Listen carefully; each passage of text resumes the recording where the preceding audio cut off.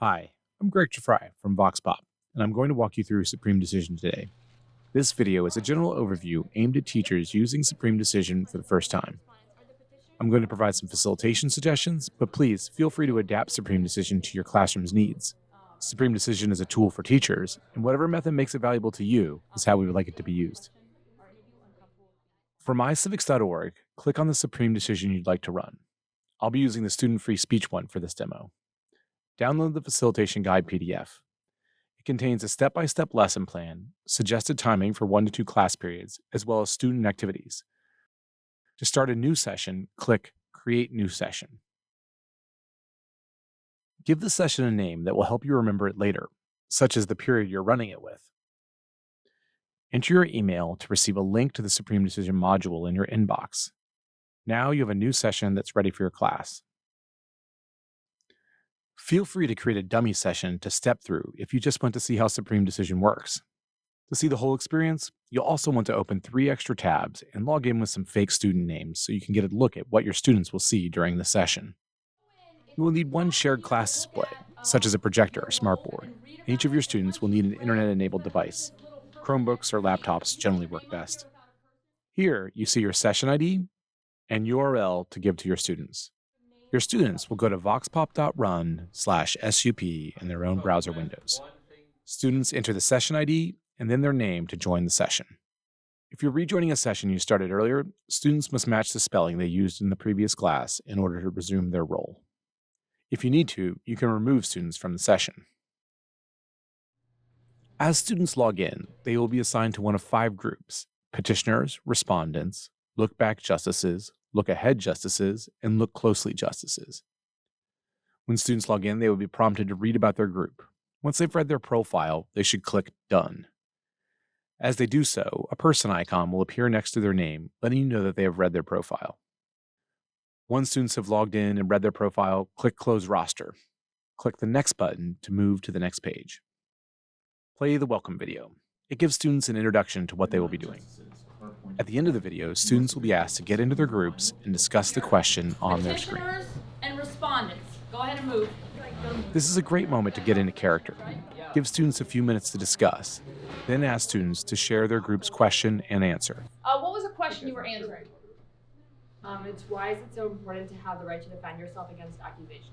Why do you think it's important to have the right to defend yourself? Okay, so we discussed basically like if you're being accused of a crime you didn't commit, you should be able to like advocate for yourself. Okay. Also, like we're by the First Amendment, you're allowed to like speak your truth and like speak what you want to say. So that's like kind of a branch of that. Okay. Now it's time to dig into the case. The background video will explain the case to the class. Use the discussion question at the end to ensure that students understand the basics of the case. Then play the judicial lenses video. Use the questions at the end to make sure students understand the focus of each of the 3 justice roles. Justices that look back, what are they looking at? What are they focusing on? Yep. Prior cases. The next phase asks students to dig into the case and understand case precedent. Play the facts video. Steps the government must follow before they can take away a right or freedom. So what are these steps? After the video, petitioners and respondents should work in their groups to identify the facts that support their case. The justices should identify which facts are most relevant to their lens. As they discuss, you can check with each group for understanding before moving on to the next phase. In the cafeteria, and then there's like a mob that they get stuck into. In the prepare for oral arguments phase, students will be writing their questions and statements for oral arguments. After playing the brief video on how to prepare for oral arguments, students will work in their groups. Petitioners and respondents will write their arguments to present to the justices.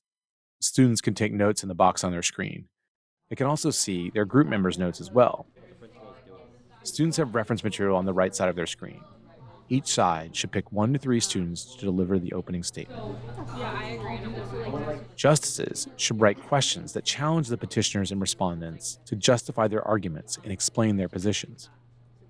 This is a good time to circulate in the classroom to check for understanding and prompt participation. I think we should also just emphasize the fact that If you're running Supreme Decision over 2 periods, this is a good place to stop.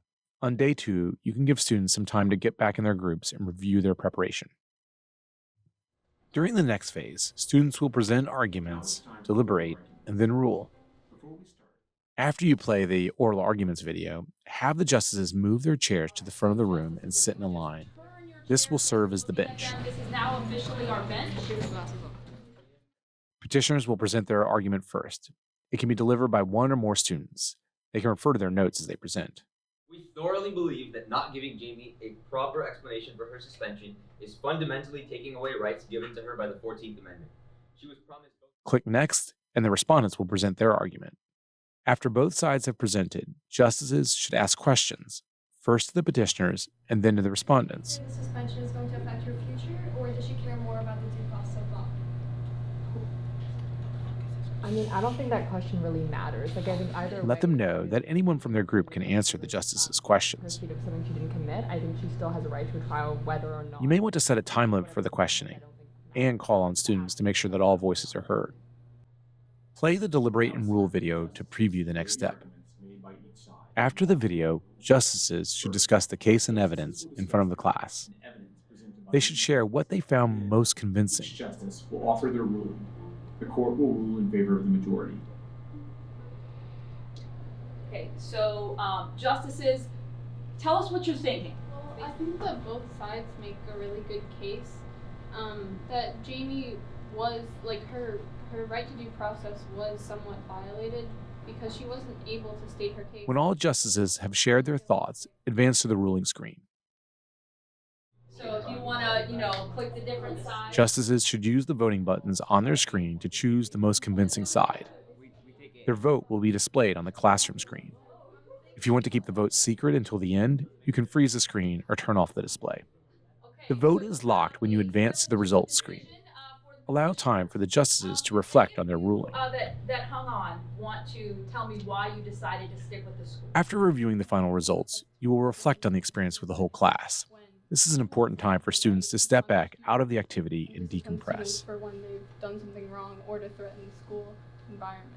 So that was kind of what I was thinking. You guys are right at that tension point. That's like perfectly stated. That's really the. We offer a few suggested questions, but we encourage you to use your own. A lot of teachers like to use this time to tie the content back to relevant contemporary topics, recurring themes in the class, or material that you've recently studied.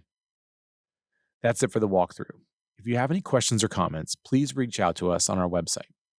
Thanks so much. We hope that you and your students enjoy Supreme Decision.